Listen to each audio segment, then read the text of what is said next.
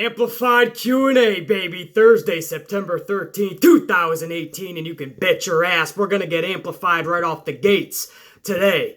Because today's opening monologue, my opening promo for this Amplified Q&A has to do with the rumored leaked Evolution match card. 7 weeks away, but apparently there's a match card that looks pretty damn official going around the internet, and by now probably has made its way into Stamford, Connecticut. If it hasn't come to or through Stamford, Connecticut, it is in Stamford, Connecticut right now. I promise you, because Vince McMahon has a hold of this thing and he's not happy. If it was from Stamford, Connecticut, he's definitely not happy because that's his match card that's being leaked. And if that was not his match card originally, he's still pissed off because now this match card is being leaked and so many people are not happy about it. So that might affect his ticket sales. People showing up to Long Island for Evolution. And, of course, Vince's baby boy, that WWE Network. And all those subscription buys that he might get for this all-women's pay-per-view. That might all go bye-bye when this whole match card gets leaked. So either way, Vince McMahon is not a happy camper, obviously. Now, my job right now, to the best of my ability on this video, on my platform here on YouTube, is to dissect. Is this real? Is there some believability in this card? Some realism? Could this be legit? Or is it fake and phony as CM Punk? It's my job to figure this out now, right during this fucking opening monologue. First of all, let me just say some of the reasons why I think this is phony as shit. And probably the biggest fucking reasoning for me, nobody has been able to give me the direct source where this came from. People have been giving me some websites, some groups that have reissued it, re-released it, retweeted it, re-fucking whatever they did to it. But nobody can give me an actual person, a name, a bio, something somewhere where this came from originally. That right there raises a red flag for the Amplified Man, because on this channel especially, and in my life, I deal with facts. Hardcore, straight up, stone cold facts. What? Facts. What? Facts. I don't know who the fuck broke this. Is it an anonymous source within Stamford, Connecticut? Is it like the White House? Is there anonymous sources working against Donald Trump in the White House? Same with WWE. There's anonymous sources working against Vince McMahon and somebody's leaking the information? That's my first red flag. Number 2, the match order here is a little fucked up for Vince McMahon's standards. For instance, they have in the 7th, 8th, and 9th spots, match 7, match 8, match 9, they have Asuka versus Ember Moon, Naomi versus Melina, Mickie James versus Lita. Back to back to back. No championships on the line, no tag team, no nothing. It's singles match, singles match, singles match. Usually Vince does not pull that type of shit, but I'll take it a step further. How about the last 2 matches? He has the SmackDown Women's Championship in the 13th spot. That is Becky Lynch versus Charlotte Flair. In the main event, the 14th spot, is Nikki Bella versus Ronda Rousey. While we do think that that's the way they're going, is Nikki Bella, Ronda Rousey, do you seriously put that literally in the main event like the last match? I doubt that very much. B, Vince McMahon would never put his 2 top championships back to back. He doesn't like doing that. These are your 2 top championships on the show. SmackDown Women's Championship, Raw Women's Championship. You would think one of them would be in the middle of the fucking show. Or does he now put both back to back to end the show? I don't want to hear no BC because they want to make both titles look really prestigious. They have to be close together. No. You're still putting the SmackDown one before the Raw one, so that is obviously the higher degreed belt, the higher looked at belt, the more sought after belt, the more highly prestigious belt. Vince doesn't care about how it fucking looks in that aspect. He wants the match card and flow to not interfere with each other. A SmackDown Women's Championship match like Becky and Charlotte is clearly gonna steal the show over Nikki Bella and Ronda Rousey. Even Vince would have to know that. So one of those fucking straps has to go earlier on in the show. And if you're seriously gonna do Nikki Bella, Ronda Rousey, I have to feel that that Raw one has to be earlier in the fucking night. So that match card, it screams not Vince McMahon. It seems a little too unbelievable, too non-realistic to me, match order-wise. And then on top of that, as I stated already, we don't know who this source is that originally broke this. I hate dealing with anonymous motherfuckers, because anonymous is just another word for coward-ass pussy bitch. Obviously, anonymous is a little shorter than coward-ass pussy bitch. So we use the word anonymous. Other than that, 7 weeks to go. Would this be just flatlined on paper like this? Would they really put Ikonics? They have in match number 12, they have a 4 tag team versus tag team versus tag team versus tag team, 4 tag team championship match for the newly crowned tag team titles. And they have Alicia Fox and Kelly Kelly versus the Ikonics, and then in parentheses, Peyton Royce and Billie Kay. As if WWE doesn't know who the fuck that is. Do they really need to put that in parentheses? Against Mandy Rose and Sonya Deville, against the 4th team, Beth Phoenix and Natalya.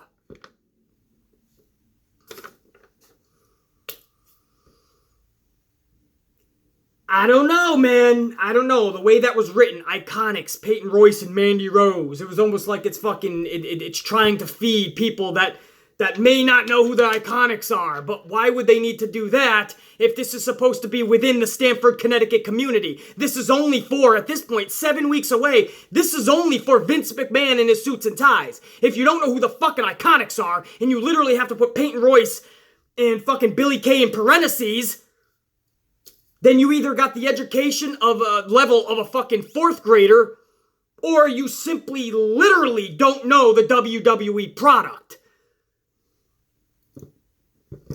So that's some of my issues. They're pretty big. Why I think this is absolute bullshit. A fake, a phony. But let's play devil's advocate. It's the Halloween season, my favorite season of the fucking year, right? I mean, I love Christmas too, and I love that. I love it all. But Halloween is just that extra fucking fun, isn't it? That fucking crisp air, that fall air's coming in. Fucking, the weather's just fucking beautiful. Everybody's trying to out-spook each other, and everything's fucking diabolically insane and crazy, just the way I love it. Let's play devil's advocate. Let's say this motherfucking card is real, because the truth is, I don't know. I am pretty fucking sure, at least I'm fucking hoping, that it is absolutely a phony, a fraud, and a fake. But what if this motherfucking thing, what if this was real? What if this fucking card is real? Let me go over this shit. I think I chopped some of this off. The first fucking match I may have chopped off, by the way. But I know it was like a 4-way dance for the United Kingdom's fucking Women's Championship. UK Women's Championship. I think Dakota Kai was in that. Fucking Rhea Ripley was in that. Fucking... Who the fuck else? I have no fucking idea, guys. I think I'm pretty accurate in saying it was a 4-women UK match for their championship. UK championship. I'm butchering that every which way. I gotta go back and check it out. I think it's a fatal 4-way. That's what they have kicking this thing off. That looks like it would be a pre-show, kickoff show match, right? If that's true. Because secondly, and this is where my sheet picks up, special announcement segment. Now this is where we believe, if this is true, that this is going to be where they announce the tag team titles in the 4 tag teams that'll face each other later in the night. That looks to be your preview show. Then you have the third segment, or match spot, again, isn't really a match, Carmella talk show with the ladies of Glow. I mean, I gotta be honest, if this is fabricated and phony, whoever did this, they took the time to make this look real and sound real as fuck. Because this is a card, not the match card placement. Some of the matches are definitely out of whack as far as where they would be placed. But as far as the full match card, just out of sequence, this looks like something that WWE would put together. A Carmella segment with the ladies of Glow they have kicking this whole thing off at Evolution. That sounds pretty fucking accurate, and I think that would be a pretty cool fucking segment. But then you go on to the first match of the main show, and they have the Riot Squad versus Sasha Banks, Bayley, and Ivory. Let me say that again. The Riot Squad versus Sasha Banks and Bayley again. The only difference this time is they added Ivory. I can give two fucks about an Ivory. I'm just being truthful. I'm not gonna be PC to meet all of your standards. I'm not gonna be a nice guy and say what you want me to tell you guys. It'll be great to see Ivory. It's gonna be amazing. It'll be cool. Won't it be cool to see Ivory? Listen, I like Ivory. It actually will be cool to see Ivory, but maybe in the 20 Women Battle Royal that this card has announced, and I'll get to that in a minute. But they have this Battle Royal, and I think they're definitely gonna have a Battle Royal anyway. I think that's where you want to see Ivory. I don't need to see Ivory that bad that she needs a team with Team Lesbian, Bayley and Sasha Banks to take on the Riot Squad again. First of all, Sasha's been stuck in this nonsensical bullshit feud with the Riot Squad for months. We've seen them take on each other 968 times. Now, the feud is all but over. Sasha and Bayley weren't even used on TV this past Monday, and for the past 2 weeks, the Riot Squad are in a new feud with the Bella Twins. So what are you gonna tell me? In the next 6 to 7 weeks, we're gonna rekindle this already nonsensical bullshit feud again? That nobody wanted to see the first 968 times? Now we get Sasha and Bayley versus the Riot Squad again, and this time we're just gonna add Ivory. That is gonna make me put my head through every cement wall in New York City. That would most likely be my last video. The one before this fucking pay-per-view. Because there's no way that I can get in front of a fucking camera and keep my cool, keep my composure, and not go ballistic. That would be a whack job moment. I tell you, if there ever was one, get over here. If that ever happens, all of our brain cells are done just as much as WWE for actually viewing that shit. Fuck that shit. Sasha Banks and Bayley against the Riot Squad again. I don't care if it's fucking Ivory. I don't care if you put Trish on Sasha's team. Lita. I don't care if you put Goldberg on Sasha's team. I don't care if you put President Trump on Sasha's team. I don't care if you put Godzilla and King Kong. I don't want to see Sasha in a match with the Riot Squad ever again. Anyway, that was fucking spot number 4 they got. And number 5, they have the Mae Young Classic 2018 finale, Toni Storm and Io Shirai. Now, hey, let's do that one. I'm game for that. Let's put them both in there, and let's put the strap up there, or the Mae Young Classic fucking title, the prestigious title, and let's see who the best of the best is. I'm down with that match. I can do that in the second main card match. Then they have the 20 Women Battle Royal I was just telling you about. 20 Women Battle Royal, winner takes on Kairi Sane for the NXT Women's Championship later that night. And with this one, I think that's going to happen anyway, right? I think Vince is definitely going to do something like that. You got to bring back your Tori Wilsons and your fucking, your Jacquelines and your fucking Kelly Kellys. You got to bring back all of them. You want to bring up some of your fucking NXT women. Maybe some surprises, some women we haven't seen around. I would love fucking Evilise, but she's tied down in Lucha Underground. But women like that, I mean, this could be a good opportunity for everyone to get in there. We saw what the women could do in the Royal Rumble. Everyone thought that was going to be a shit show and ended up stealing the fucking show, in my opinion, and in many other people's opinion. So I think the Battle Royal will actually be fucking decent. So far, I'm still fucking on board with the card. And then you go into the weird... Now, as far as who would win that, I have no fucking idea who would win the fucking Battle Royal. I don't know if Vince wants to highlight and showcase an NXT athlete, or does he want to give one last good feel-good moment, feel-right moment with a legend from the past, or a superstar from the past. Vince could go either which way. He probably won't make a decision until fucking 2 hours before the event. But then you go into that weird 7, 8, and 9th spot on the card. Matchup number 7, or segment 7, spot 7 we'll call it, is Asuka versus Ember Moon. Now, of course, we all want to see that. We saw that in NXT a few times, and that was dynamite. I'll definitely love to see that on the main card. Shit, we should be seeing those type of matches at pay-per-views already. Ember Moon's been on the fucking main roster for several months. You wouldn't know it because she's never seen, and when she is, it's in obscurity. You know that place, obscurity. It's that place where we can't see you.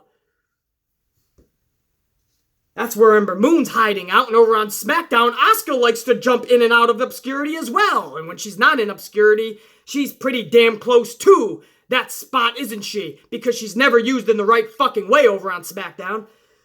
So I don't know how you cross-brand this. How would you take Ember over on Raw and Asuka over on SmackDown, 2 different brands, only 6.5 weeks to get something going between the two? Or knowing Vince and WWE, they just announced this shit. They just one day come on TV and go, by the way, in an exhibition match, Ember from Raw versus Asuka from SmackDown. I guess it doesn't matter how they do it. It's going to be a badass match even if it does come to fruition. It's far-fetched to me that they would cross-promote for that match. In the 8th spot, right after that, they have Naomi versus Melina. This is another reason why I'm kind of thinking this is a little phony, because we heard rumors and everybody was getting excited by the possibility of Melina and Naomi, and then all of a sudden, it's in the middle of the match card. But if we actually got Naomi and Melina, again, just like Asuka and Ember, I'm a happy motherfucker because Naomi and Melina is badass! That is a good matchup. 9th spot, right after those 2 matches, is Mickie James versus Lita. As much as I'm disappointed, we're not getting like a Lita or in a Trish, or Lita and Becky Lynch, or Mickie James and Trish.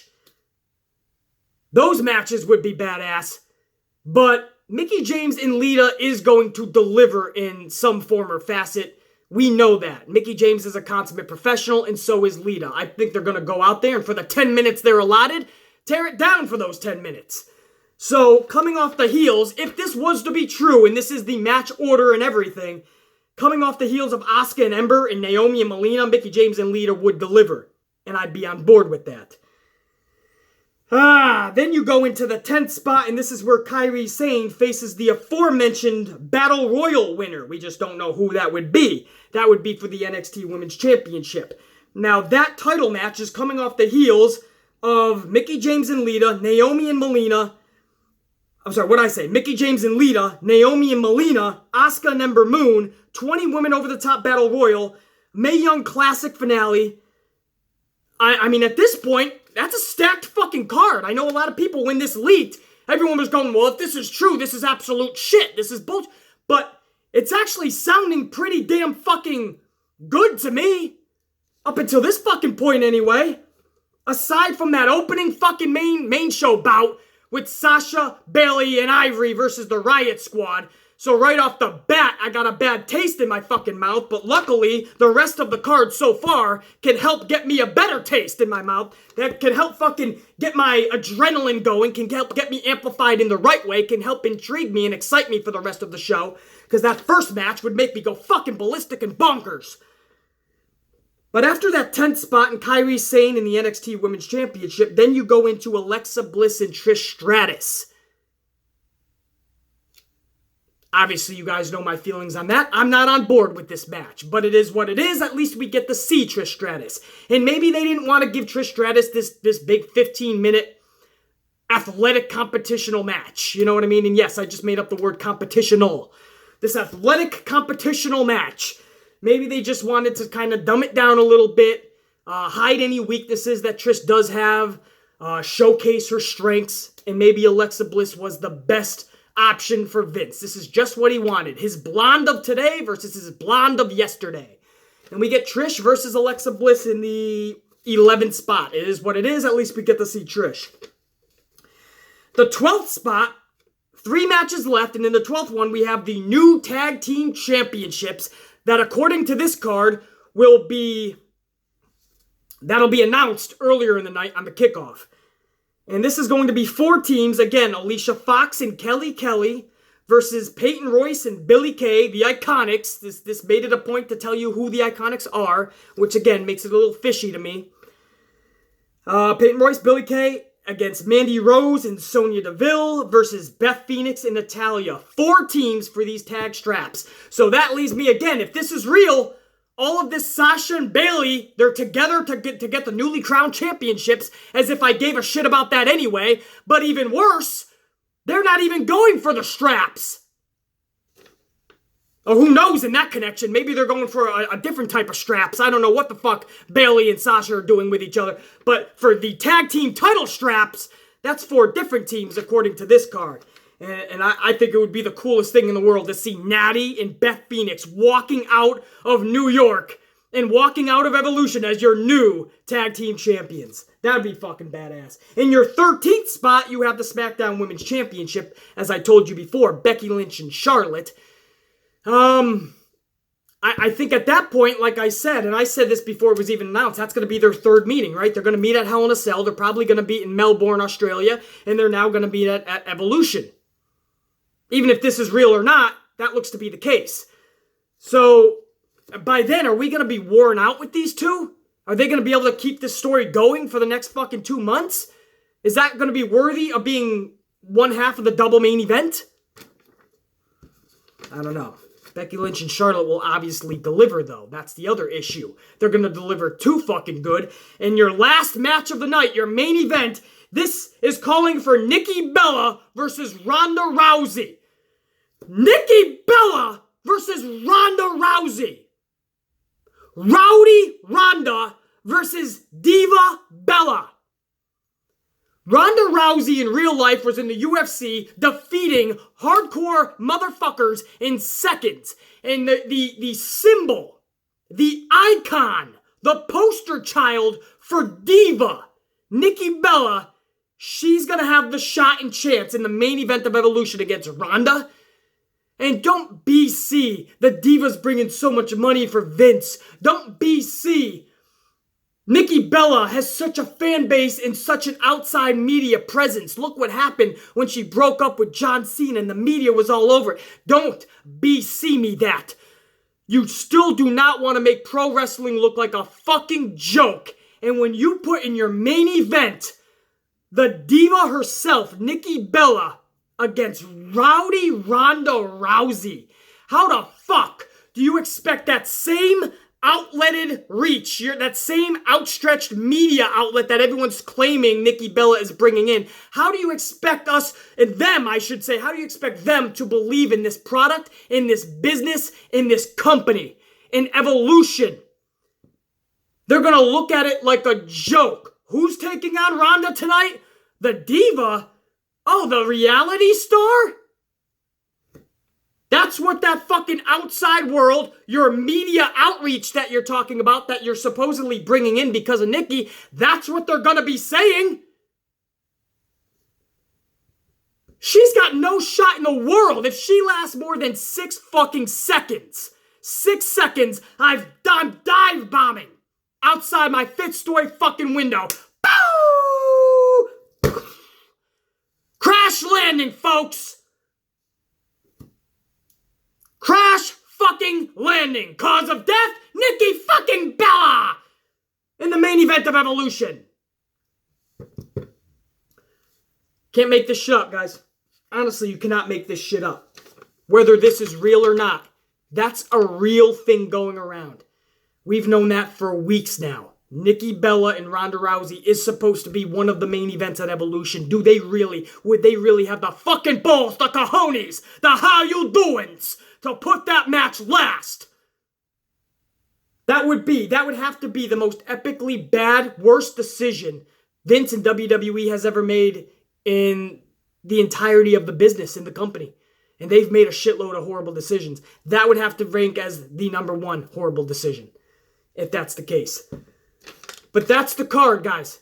I just went over the entire leaked match card. We don't know if it's real or fake. I'm leaning way more toward it's fake and phony. But we don't know because it seems, it sounds, it looks, it feels so damn legit. But there's just these little things, man, that make me think otherwise. But it's food for thought. Because one way or the other, you're going to get a card like this. If that's the case, I like it for the most part. But there's some huge fucking issues, and I just went over that with you. That main event has got to fucking go. Ronda Rousey cannot be taking on Nikki Bella anywhere in the match card, first of all, but definitely not the main event. Sasha Banks and Bayley just throwing an Ivory with them, and now it's supposed to make us give a fuck about the Riot Squad and them again? No, that's got to get the fuck out as well. The match card itself, you got to interweave those motherfuckers and you got to start spreading them out. You can't have a shitload of singles matches like you have in the middle of this card. So I'm okay with the card, but there'd have to be some mega changes. But for the most part, you got some good fucking wrestling in that card. Again, I question the authenticity of that motherfucker. And until somebody gives me the real fucking source, not some fucking group, not some entity, not somebody who retweeted it, not somebody who resent it, the actual start of this motherfucking sheet of paper. Until I get that, I'm not going to believe it fully. Wouldn't it be something, though? Wouldn't it be something if Vince McMahon and WWE in just a few weeks start running off more matches and it starts to match this thing to a T? Wouldn't that be some shit? Another scenario is, wonder if that was the leaked match card. Vince McMahon got a hold of it, and now he's going to scramble it all up. Do we have something that would have been really cool? Or even if a lot of you guys didn't like this, now do we get something that's drastically even worse? Everything is speculation right now, guys. I think we're going to find out a lot more after Hell in a Cell, and obviously a shitload more after Melbourne, Australia. Australia. We're already halfway. We're half an hour in. This is where I start fucking losing my voice, but we haven't even started your guys' questions yet. That was the main question you guys were all asking me. I answered that, but now I want to have some fun and answer your guys' questions a little bit more on an individual basis. Obviously, I can't get to all of them, but I'm going to get to a shitload. So let's get right into it, guys.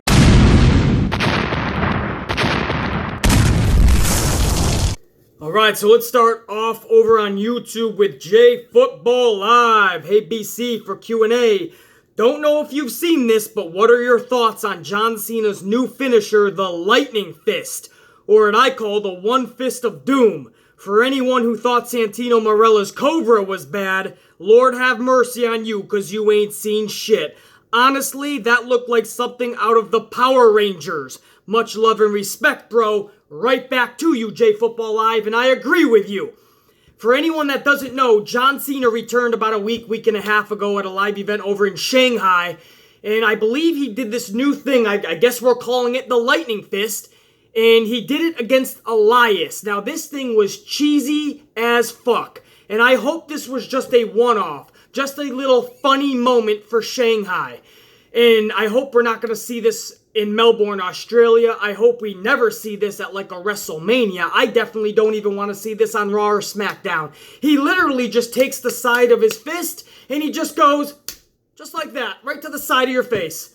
No wind up, no twist, no nothing, no velocity. He just goes, hi-ya! And he fucking hits you with the side of his fist. I guess we're calling it the Lightning Fist. But whatever the fuck it is, I hope it was just a one-off, because that is making a mockery out of the business. That's making a mockery out of John Cena. I mean, whether you love Cena or hated him, whether you fucking like him or dislike him, whether you cheered him or booed him, he was always at least a legitimate wrestler, a legitimate pro wrestler. If he starts being a clown, he is no better than Santino Marella.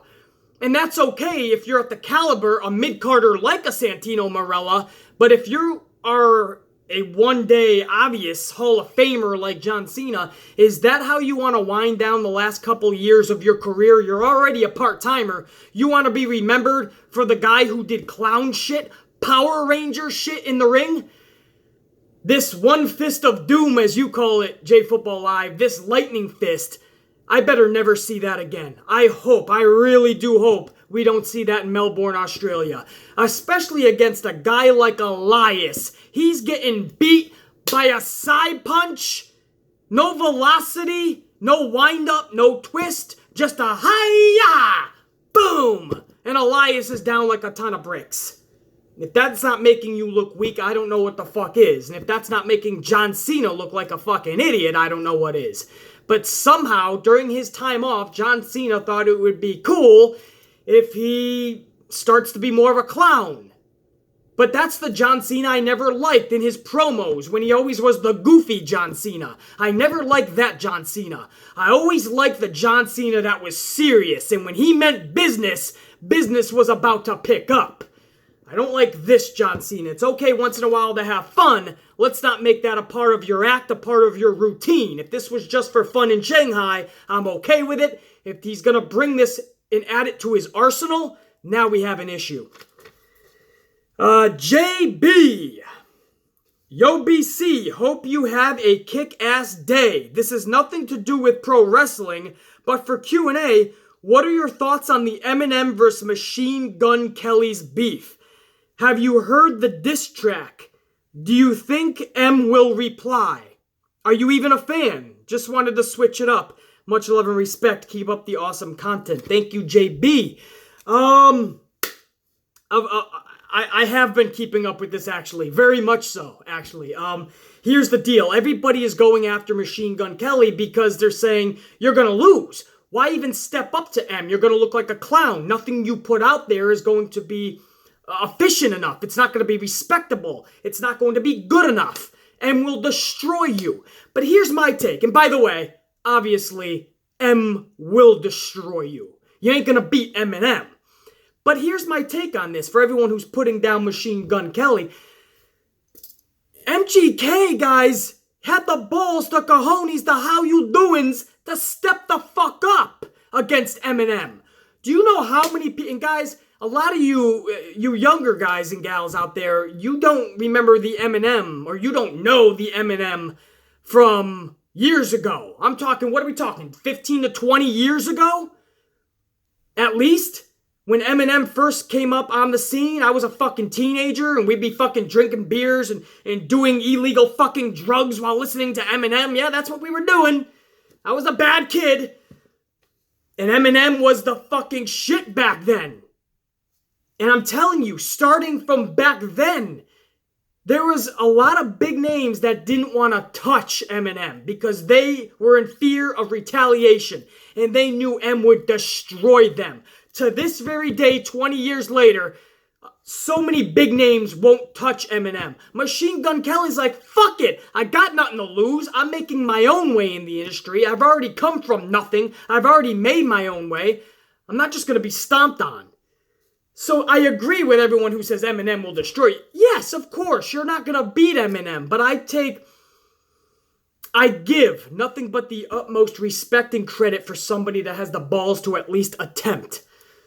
So Machine Gun Kelly, man, and he didn't do that bad. The Eminem diss track, okay, yes, I wouldn't have called it the Eminem diss track because that's a little bit lame, a little cheesy, but it was decent.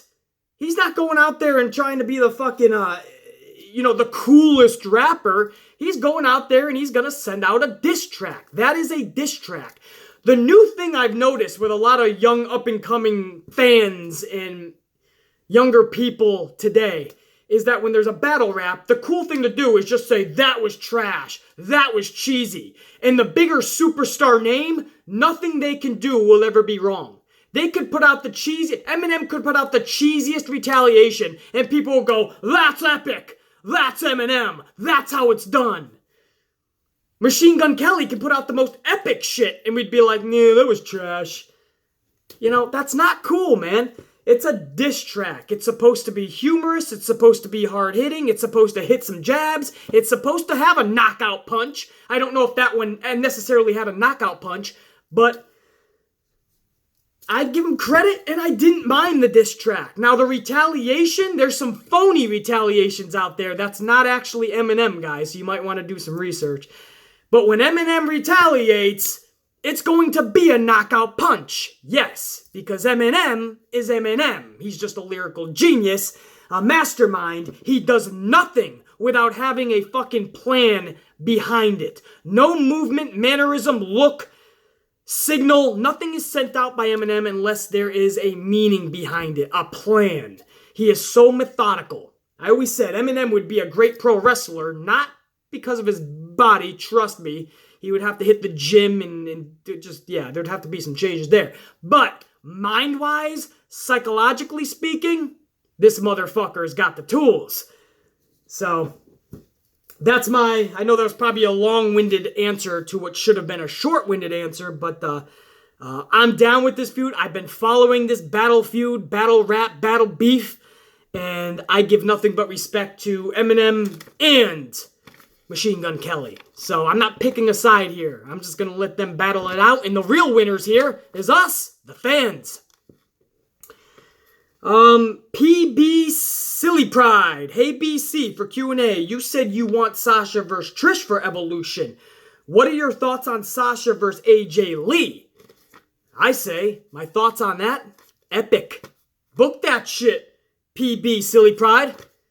Sasha Banks and AJ Lee? Fuck yeah, I've been saying that for the longest time. That's exactly what I want to see. Actually, there's a question like that too. I'm not even going to bother searching for it. It's in another page or two, but something along those lines. Maybe I'll elaborate on that. Animated Aaron. Yo, BC, been watching your channel since the video you made a couple of years ago about Dean Ambrose and on Stone Cold's podcast. Wow, that was literally one of my first fucking vids, so was that even 2 years ago? Fucking A, man, you're taking me back. Question for Q&A. What's your thoughts on Michael Cole? He's been Vince's guy for so many years, but in my opinion, he's just so corny to me. With his big dog one-liners. Much love, Aaron from Brooklyn, so fellow New Yorker here. I'll tell you this, Aaron. Michael Cole is cheesy as fuck. Absolutely. We all know that. Big dog. Boss time. It's vintage Orton. But here's the thing. With what Vince demands out of that position, who the fuck can step in that guy's shoes? I ask you guys. Don't give me the obvious names. I'll bring back Jim Ross. No, Jim Ross could never do what Michael Cole's doing right now. Trust me. I'm not saying commentary. Jim Ross was the best of all time. But that was at a time where you could just do the Jim Ross type of commentary. Now, the storytelling takes precedent over everything else. You can no longer actually call wrestling moves like Jim Ross used to do. You can no longer go on side rants like Jim Ross and Jerry Lawler used to have fun doing. There'll never be another Jim Ross, Jerry Lawler, Attitude Era type commentary team. We lived in the best era for pro wrestling as far as that goes, and that's concerned. We definitely did. Jim Ross, Jerry Lawler, the best. But now what Vince McMahon expects out of that position, Jim Ross could not give that to Vince. Mauro Ranallo, who's my favorite commentator right now in the pro wrestling industry, Mauro Ranallo cannot do what Vince is asking from that position. And it's a shame. They should be able to go out there and just call the wrestling. But Vince wants a storyteller. He wants everyone to be Samoa Joe reading Night AJ bedtime stories. And what Michael Cole now is, Michael Cole is just the poster child for what is known as a puppet. No shade thrown to Michael Cole. I like Michael Cole, I really do. Not necessarily in that position, but I like Michael Cole as a person. I do, man. He takes a lot of shit from that company, especially Vince. So that's no shade. But he is a puppet. He's Vince McMahon's biggest puppet.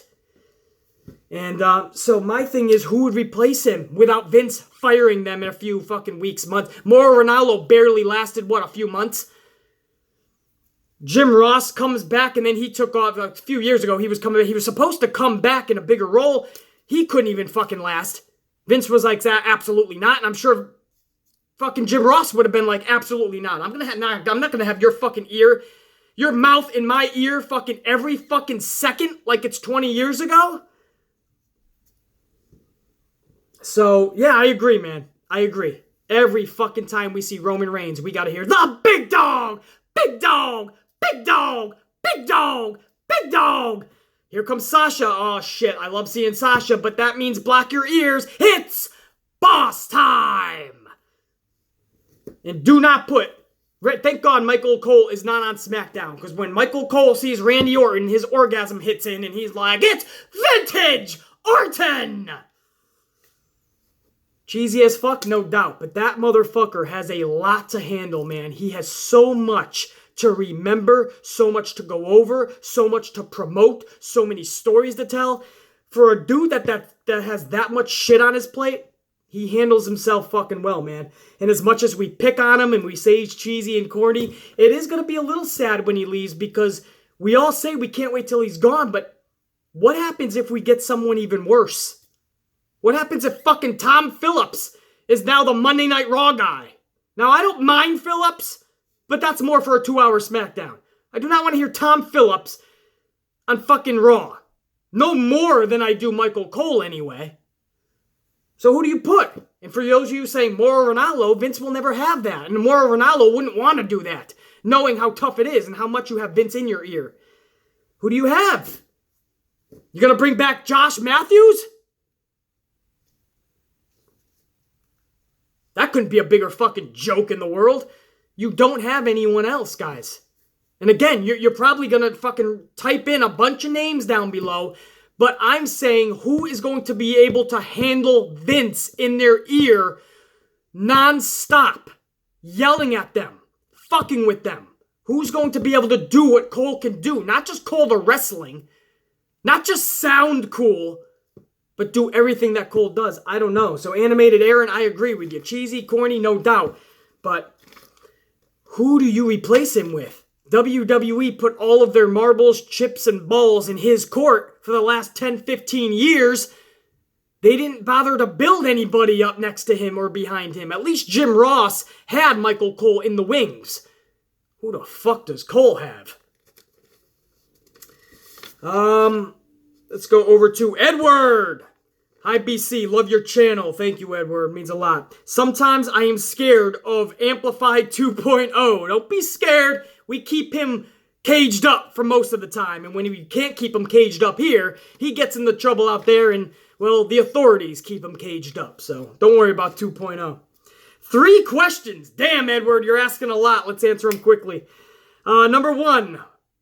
What is number 1? Is Melina going to retire soon? Number 2, although a bit random, what do you think of her rivalry with Beth Phoenix, especially the I Quit match in 2008? And question number 3, is there a possibility she could come back to WWE? So number 1, is Melina going to retire soon? Nobody knows that but Melina. A few years ago, she actually did retire. She came back out for some matches, and now we're hearing she's coming back for Evolution. So that answers your number 3 question. Is there a possibility she could come back to WWE? Absolutely. For Evolution in 7 weeks. In fact, at like the beginning of this video, if you saw that whole opening monologue, opening promo about Evolution, you know that whether this is fucking real or fake, we don't know. But this leaked match card has Melina taking on Naomi. That would be a badass fucking match. Question number 2, although a bit random, what do you think of her rivalry with Beth Phoenix, especially the I Quit match in 2008? I fucking loved it. I really did. Beth Phoenix and Melina could not be 2 more different athletes. They couldn't be more of a polar opposite of each other, but yet I feel they clicked. Something about them on paper and in the ring clicked for me. I just wish we could have had something more lengthy between the two. K. Shatis, hey BC, for Q&A, will AJ Lee be there for Evolution? Love your vids. Thank you, my man. I don't know. It all depends on if CM Punk is going to allow her to show up for Evolution. That, my friend, is the sad fucking truth. You ain't gotta like it, but that's the truth. Because CM Punk has said it himself. He doesn't associate with anybody associated with WWE. He ended the friendship with Colt Cabana because Colt Cabana went to a live event one day and CM Punk found out. Like a distressed lover. How dare you go there? And obviously Corey Graves, one of his best friends, just wanted to go to dinner while he was in Chicago, and CM Punk said, no, I don't associate with anybody associated with WWE. His own fucking friends. What do you think he's telling his wife? Yeah, honey, go ahead. Samutsa, BC, why do you dislike Roman Reigns? Here we go again, Samutsa, nothing but love, my man, but love and respect, man, honestly, from the bottom of my heart. But here's the thing, who dislikes Roman Reigns? I never said that. I dislike very much the booking of Roman Reigns. Huge difference. Roman the man? We're in a bar room, 2 a.m., he just got after a show? Here in New York? Fucking 2 a.m. The guy looks fucking disheveled. Maybe depressed. He's tired. I'm fucking buying this dude a couple of fucking beers. We'll shoot the shit. I don't mind the guy. The booking of Roman Reigns, that I dislike. Hopefully that clears that up. The Shadow Viper. I can't get to the actual question, but I wanted to give a shout out. Shadow Viper, you had a great ministry. Right? Where's the fucking, The Ministry of Darkness, I believe was what the Undertaker stable was called back in the day. You had a great little news stable if the Ministry of Darkness was to rekindle today. And although I can't go too long on that, I just wanted to give a shout out and say, badass idea, man. Everywhere from Corbin to Strowman.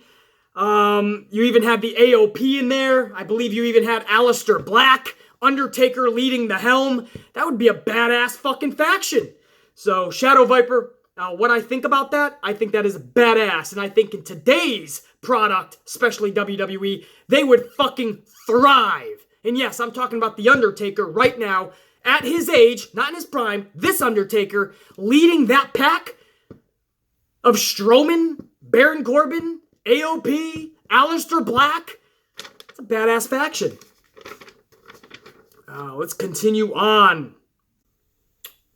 Let's go, Michael. Hey, BC, for AMP Q&A, what do you think about a possible Matt Riddle versus Velveteen Dream feud? Love your vids and the tier bucket. I might get my own tier bucket for anyone I piss off. I highly recommend it, Michael. Trust me.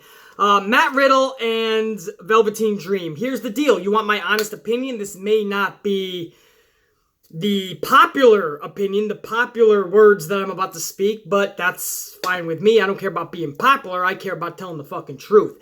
Matt Riddle, guys, his style is still more reckless and can be much more sloppy. Velveteen Dream, at this point in his career, is defined. Velveteen Dream is ready for the main roster. He's been fucking ready. He doesn't need NXT at this fucking point. Velveteen Dream is ready to take the pro wrestling world, the main roster, by storm. Matt Riddle has developed a good fan base. I understand that. I understand he's got a good style. He's a good presence in the ring. He's entertaining. But when you start talking about a wrestling match between Matt Riddle and Velveteen Dream, guys, to me, it's a no contest. Velveteen Dream all day, any day. And Matt Riddle, again, I understand that he's got a fan base and he's decent in the ring, but I also know that he can be reckless and he can be sloppy. And I also know that he loves to smoke a lot of weed. So, there's a lot stacked against Matt Riddle right now. I think if NXT was ever for somebody, it's definitely for somebody like Matt Riddle, who's going to benefit tremendously from NXT. He's going to learn how to develop, right? NXT developmental, develop into a pristine, defined character on that roster. Just like Velveteen Dream. He went in there as Patrick Clark. If anybody benefited from NXT, it was Patrick Clark, turning into the Velveteen Dream. But he learned very quickly, for the past several months, he didn't need NXT. Trust me.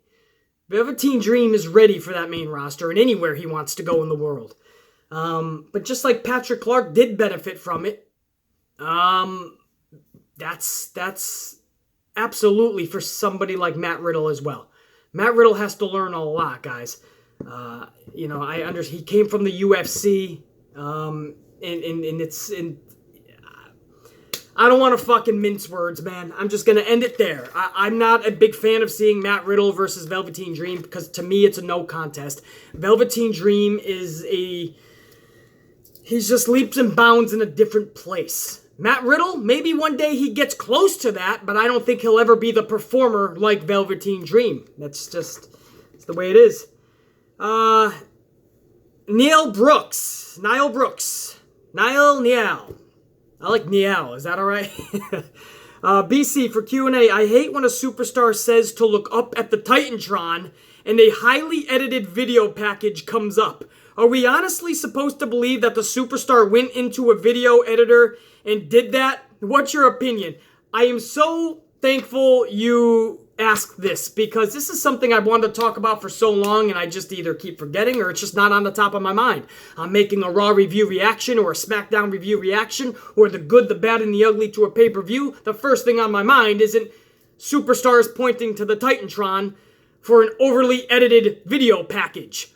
But yes, now, it pisses me the fuck off because it takes away from the spontaneity? I like both those words. Let's use them both. Spontaneity and spontaneity. It takes away from that spontaneous moment when the guy comes out or the gal comes out like a fucking badass. They're on a mission. You think it's spontaneous. They're going to call someone out. They're going to talk some shit. But first, look at this video package. That takes a badass, spontaneous moment, and that makes it overly rehearsed and scripted. It takes the spontaneity out of it, it takes the badassery out of it, and it makes it overly scripted and overly rehearsed at that point. Now you took something that could have been cool, and now it's just run-of-the-mill redundancy. I cannot stand when a superstar goes into the middle of the ring and starts their promo off, this is what happened last week.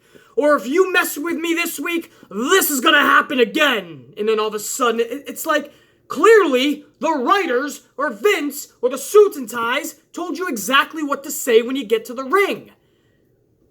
We don't actually want to see how the magic trick is performed.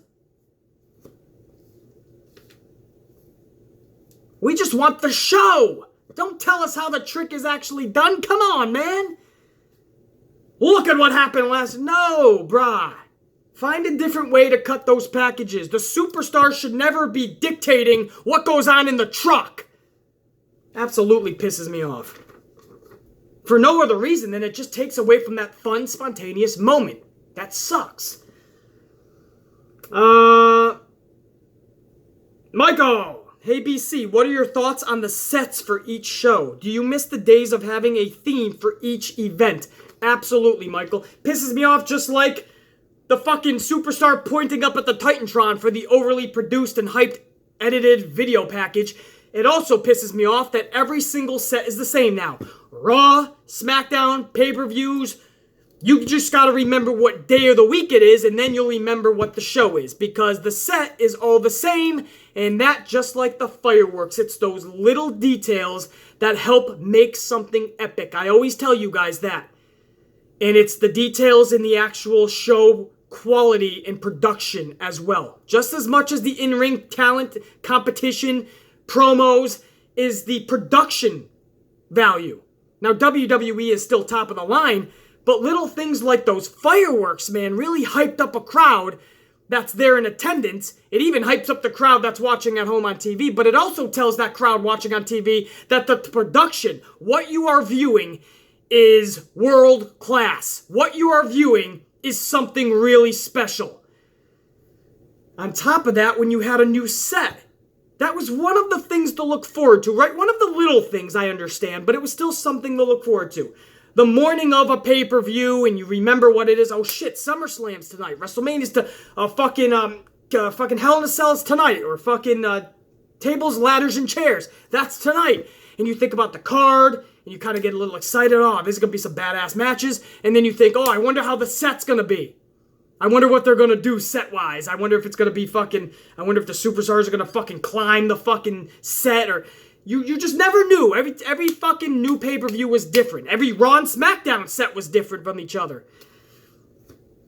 And now it's just redundancy, man. Ever since Vince McMahon started thinking about this XFL reboot, relaunch, he took away the fireworks. He told the crew to keep it one set for everything. He no longer gives a fuck about the production. He pinched his pennies every corner he could take. He fucking tried to sneak by. He just skated by. Every fucking corner he could jump into, he snuck into. Every penny he could pinch, he fucking pinched the shit out of it. And in the process, we lose. The fans lose. The production drops. The production value. So not only is the stories suckier than ever before, not only are the feuds worse than ever before, not only are the promos the worst they've ever been, the production value has gone down dramatically. Can you tell I'm a little pissed off about that too? James, do you think Goldberg will be back soon, and who do you think he will face? I do think he's going to have at least one more match, and I think that's going to be Roman Reigns, because that's the match that makes the most fucking sense. Spear versus spear, badass versus badass, Goldberg versus Roman. Book that shit. Anybody? I'm going to drop it there, guys. Roughly around an hour, give or take. Maybe over an hour, maybe just whatever. I can tell, though, because not only am I losing my voice, but I'm starting to go a little fucking loco in the cabeza. So what I'm going to do is double fist some fucking Starbucks double shot cafe mochas. And I'm going to whoop some New York City ass. I hope you guys do the same. Maybe not necessarily in New York, but kick the shit out of today, wherever the fuck you guys are. For everybody along the East Coast who's dealing with this hurricane rising up the East Coast, hopefully you guys are all safe and sound. Find shelter and protection. Or just face that motherfucker head on, you versus the hurricane, and whoop that motherfucking hurricane's ass, amplified style. And thank you guys for tuning in, man. Joining me for this AMP Q&A, my favorite video of the week. You guys know that, man. Tomorrow, a preview of Hell in a Cell, man. Formerly known as Amplified Booking. We changed it up a little bit. I'll have details tomorrow, but we're going to a full-blown preview style format from now on. But don't worry, still amplified as fuck. And we're going to preview the entire Hell in a Cell card. We're going to do that in tomorrow's video, so make sure you check in on the channel. YouTube likes to take you off the notifications, unsubscribe you from the channel. Make sure you're giving YouTube the two how you doings, all right? You make sure you're subscribed. You make sure you're checking into the channel at all times. Smash that notification, bell, alert system, whatever the fuck it is. Always be in tune, man, because when we get amplified, we get fucking amplified, and that is can't miss shit. All right, I'm really going to shut up now. Amplified unit, much love and respect. Check you tomorrow.